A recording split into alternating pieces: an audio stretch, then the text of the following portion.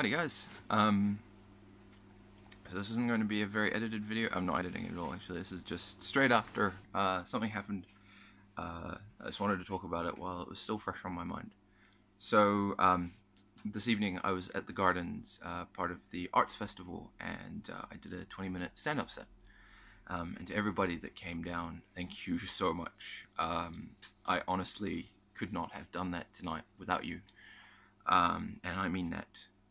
And for those who didn't make it, you missed out on some funny jokes and you missed out on a lot of drama.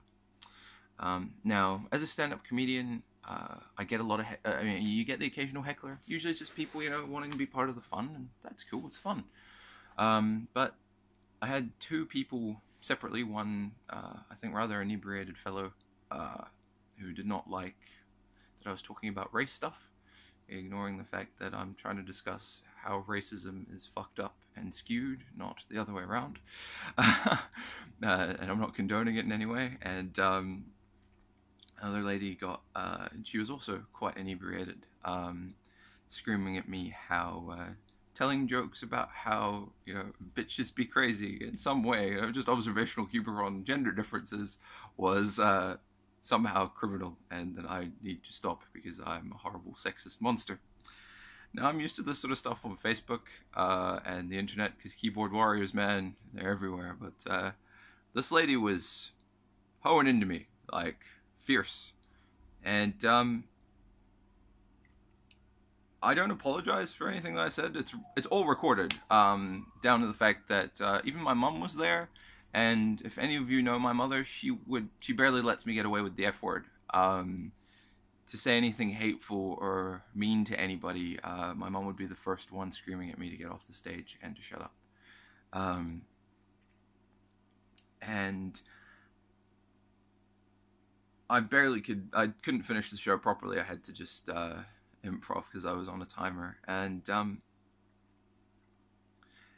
the first guy, I'm used to drunk people telling me that I don't know what I'm talking about. That's fine. But having a lady in particular tell me that I'm a horrible sexist monster and that my opinions are bigoted and that I'm evil. And it was one person. Everybody else was waiting to let me finish. And like I said, it's recorded, and my mom, bless her heart, because she's everybody's mom, tried to go and calm her down. And again, if you know my mom, she's a bloody saint. Sorry. The lady's husband was pushing mum and being rather aggressive. And I think they were both intoxicated. I mean, obviously I was on stage and the lights were in my face. I couldn't see it, but I think the camera probably would have picked up at least the sound that was going on in and around there. But the thing that I really wanted to talk about, other than thank everybody, is comedy for me, my biggest inspiration would probably be Bill Hicks. And Bill Hicks wasn't just trying to make people laugh, he was trying to get people to think. And I try and do that both with the brand, as well as especially with my comedy. It's how I speak my truth. And if you don't let the party that you may disagree with speak, and you resort to name-calling and yelling, which unfortunately the victim class, be they minorities or, let's say, females, not all females obviously, because the loudest cheers were coming out of the girls in the audience that were laughing at my bitches be crazy jokes. When you have that visceral reaction and not actually listen to what the other person says, you can't have a discourse. And my view on comedy is there so that you can explore difficult topics in a way that doesn't hurt. It's a cathartic way of exploring stuff that sucks. And if any of you have heard my set, you'll have heard the jokes about my dad dying of cancer, jokes about me being bullied in high school. I get it. I've been through abuse, I've been through prejudice, I get it. But I'm used to hecklers, and I'm sorry that I'm sort of a little all over the place, but this lady was saying some horrible things, and it was, yeah, one voice, but I felt, I'm like in the fucking headlights. Like, I felt like, maybe it's because I'm hairy, but the Beast in Beauty and the Beast, when the lynch mob is out hunting him, or Frankenstein's monster, it's like, you have no idea what I'm trying to say or do, and you are accusing me of being this villain and this monster, when in my heart of hearts I do this because I hate villains and monsters, and I'm doing my best to open a dialogue so we can all understand each other, as opposed to scream at one another, throw insults, and tear each other apart. And it really hurt. Like, I still, to this moment, I mean, everybody that was in the audience that came up and cheered me on afterwards and said that they loved my set, and those that stuck around to let me finish it at the end, that was amazing. And I'd be a complete wreck if you hadn't done that. But that emotional attack from that lady made me feel, yeah, like a fucking horrible person. And like, a part of me wants to cry, and I haven't really cried since my last serious ex left me, and before that was 5 years, and it was when my dad died. If you don't let people talk and get their opinions out, they bottle them up, and like,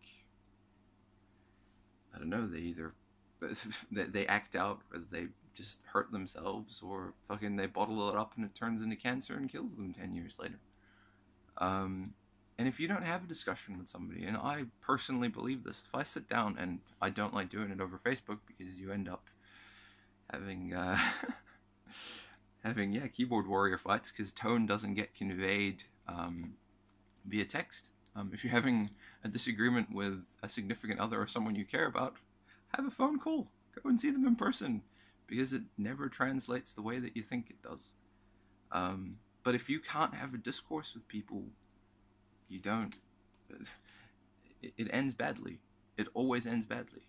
And if you sit there silently and not speak your mind, it ends badly, because the loudest voices will then win, and the loudest voices might not be right. And so that's why freedom of speech is very important. It's how you have a dialogue. It's how you say something, someone disagrees, and they'll either and you give them your point, and that's, you either change your mind or you guys can find a compromise. And I find with 100% of the people that I can actually have a discourse with, a discussion, all right, we'll agree on more than what we disagree on. And yeah, I mean, at the end of the day, we all sleep, we all eat, we're all scared of something, we all don't like being alone, generally speaking, and we all just want tomorrow to be better than today. Thank you for getting this off my chest. Like I said, if there's some lazy complaint, or there's a fallout, like, it's recorded. I don't really want to upload it because it's not pretty. I mean, I don't know, the people that were there enjoyed it, but if you want to hear my comedy sets, possibly with, or possibly, hopefully without drama, the next one is at Navarra Lounge on Wednesday. And yeah, drop me a line if you want to hear more. Thank you for listening to me. This was kind of hard to talk about, but I don't really think I could go to sleep if I didn't.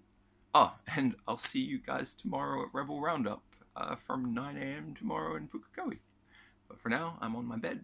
I'm ready for sleep. And to those who showed up, I am so grateful, because I probably would have crumbled if you weren't there cheering me on. Have a good night, guys.